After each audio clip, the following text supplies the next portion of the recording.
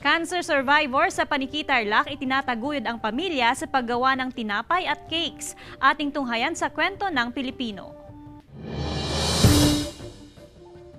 Paggawa ng kakanin, pastries at cakes ang kinahihiligan ng 37 anyos na si Shane Rufino Garcia, cancer survivor mula sa Barangay Kabayawasan, Paniquitarlac. Ang kanyang hilig sa paggawa ng masasarap na pagkain, nagsisilbi na rin kabuhayan ng kanyang pamilya. Sa halagang 200 piso, nagsimula siyang magluto ng kakanin para makatulong sa asawang nagtatrabaho sa munisipyo. Naubos kasi ang kanilang ipon nang siya'y maospital noong 2018 dahil sa cervical cancer. Pagkatapos ko nagpagamot, ma'am, parang sabi ko parang wala na akong silbi, parang dinadown ko yung sarili ko, paano na kaya to, sabi ko, ma'am, kung saan ako magsisimula ulit. So, naging challenge siya, ma'am, kaya nag-start ako kahit sa 200, ma'am, talagang inunti-unti kong bumili ng mga gamit.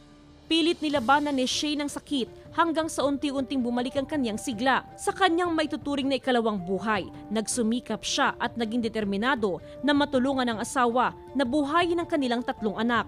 Ang maliit na kinikita sa paggawa ng mga kakanin at cakes, unti-unting lumaki hanggang sa makapagpundar na silang mag-asawa ng sariling bahay at makabili ng mga sasakyan. During that time, ma'am, nung sinasamahan ko po siya nag-mo, that time na nanghihina po siya, sinuportahan ko po talaga siya. Dahil until now po, sinusuportahan ko dahil mas maganda pa pala yung binigay na pangalawang buhay niya ng Diyos.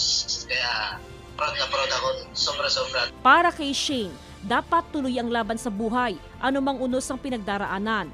Hindi raw dapat magpagupo sa karamdaman.